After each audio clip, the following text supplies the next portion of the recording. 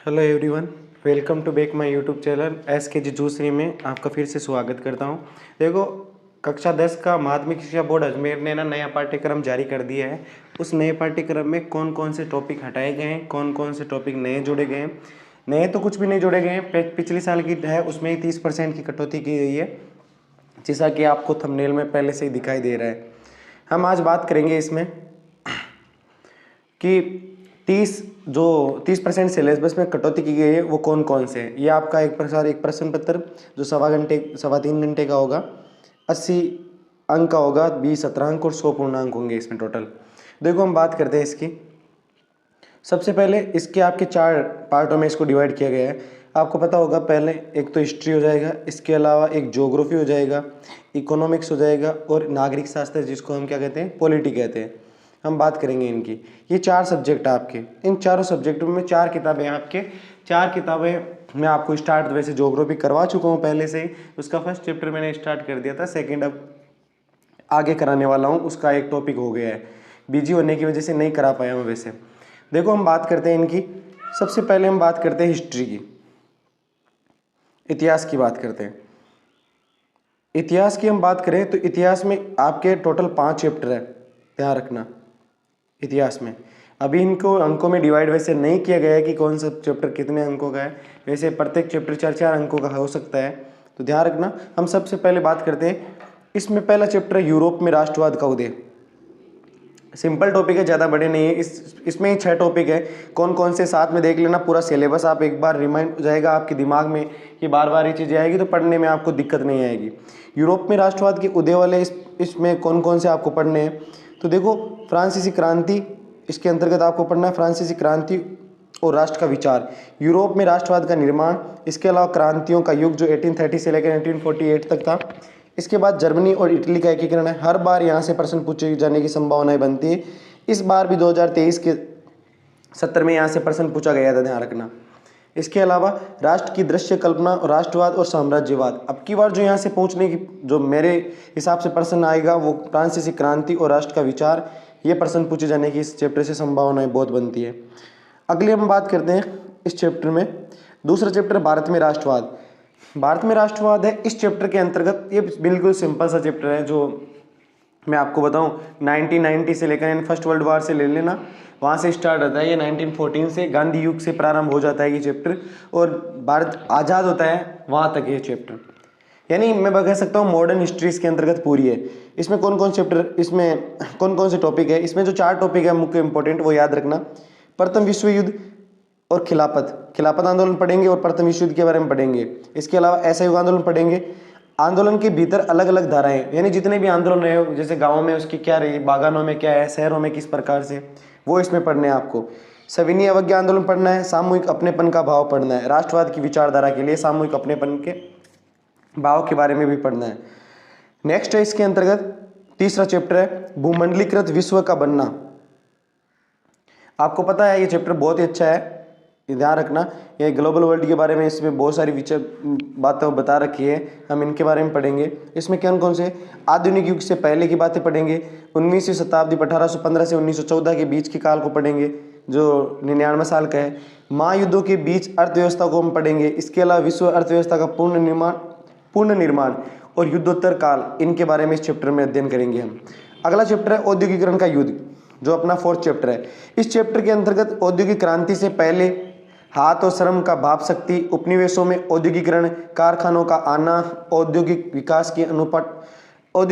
की अनूठापन, वस्तुओं के लिए बाजार।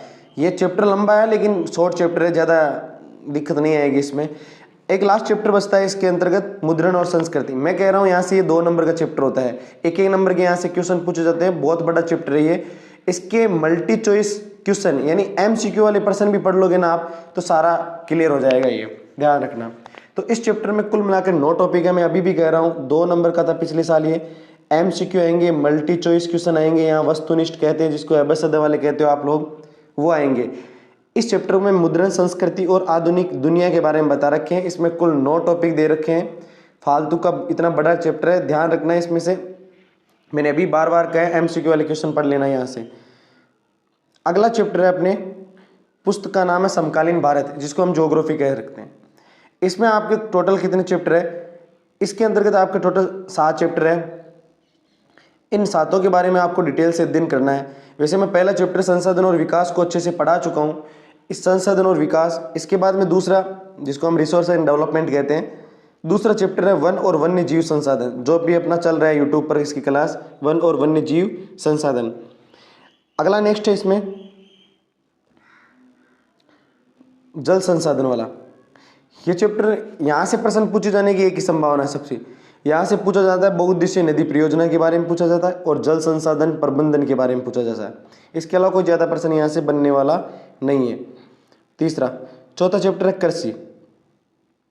आपको पता है एग्रीकल्चर वाला ये जो चैप्टर है, यहाँ से जो पूछे जाने की जो सबसे ज़्यादा संभावना होती है वो कृषि के प्रकार पूछे जा सकते हैं, मुख्य फसलों के बारे में किसी एक या दो के बारे में पूछा जा सकता है, और इसमें ज़्यादा पूछे जाने की संभावनाएं नहीं बनती है।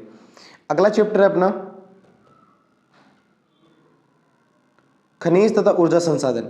ये खनिज और ऊर्जा संसाधन में, खनिज और ऊर्जा दोनों जो संसाधन है, मैंने कहा जो मानव की आवश्यकताओं की पूर्ति करते हैं वो संसाधन है, खनिज और दोनों ऊर्जा।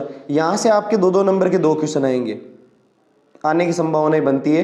ये 2 चैप्टर अपने आप में, एक तो खनिज है, दूसरा क्या है, ऊर्जा है। यहाँ से इसे संरक्षण और परंपरागत और गैर परंपरागत संसाधन, ये इंपॉर्टेंट है इसमें। ये बाकी का ऊपर वाला तो कोई मतलब ही नहीं है, पूछे जाने की संभावना ही नहीं है। ये यहाँ तक तो ये पूछे जाने की संभावना बनती है यहाँ पर। एक तो संसाधनों का संरक्षण, संसाधन कौन कौन से का, ऊर्जा का और खनिज संसाधन का।